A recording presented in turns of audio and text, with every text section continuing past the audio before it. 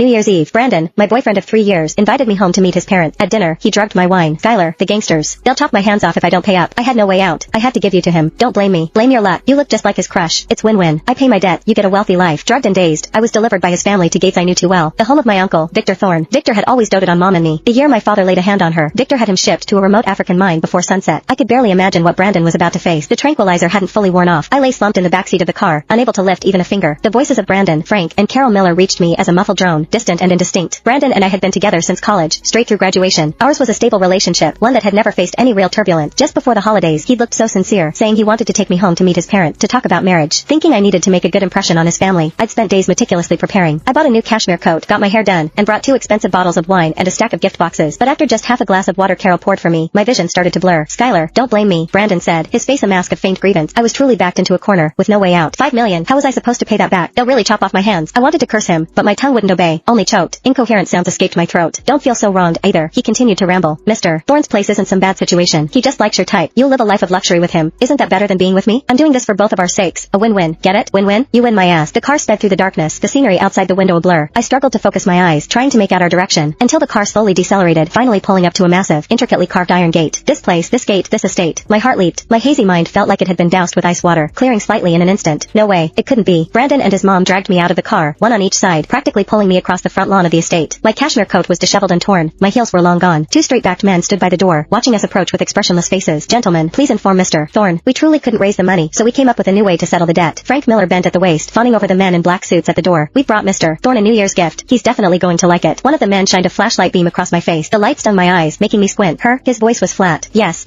exactly. My son's girlfriend. Carol quickly chimed in, forcefully pulling my face straight. See? Doesn't she look exactly like the woman Mr. Thorne commemorates every year? We specifically found out about that. And she's a dancer. Very graceful. She'll be attentive to his needs. My stomach lurched. The man was silent for a few seconds, then gestured to a subordinate nearby. Go inform him. He turned back to us. Whether it works out or not, I can't say. Just come inside and wait. Thank you, sir. Thank you. Brandon nodded profusely, bowing repeatedly, as he dragged me towards the main house. By the time I was pulled into the parlor on the first floor, my legs had given out. I collapsed onto the cold floor. Mr. Thorne is with a guest. Wait here, the man said, then left. As soon as the door closed, Brandon immediately crouched in front of me, a mix of anxiety and calculation on his face. Skylar, help me out, just this once. He grabbed my shoulders and shook me. When Mr. Thorne comes, just say you came willingly. Please, I won't look down on you. I promise I'll treat you well afterward. I stared at him, unable to make a sound. Don't you dare stay silent. Carol also leaned in, her nails digging into my arm. If the Millers go down, you won't have it easy either. Brandon's your boyfriend. You should help him. Mom, don't scare her. Brandon faked a gentle reprimand, then turned back to me, softening his tone. Skylar, I know you're angry, but I really have no choice. $5 million. They'll kill me. The tranquilizer was slowly wearing off. I could feel my limbs regaining sensation, and my tongue could move again. I took a deep breath, finally choking out a raspy sentence. Get lost. I won't.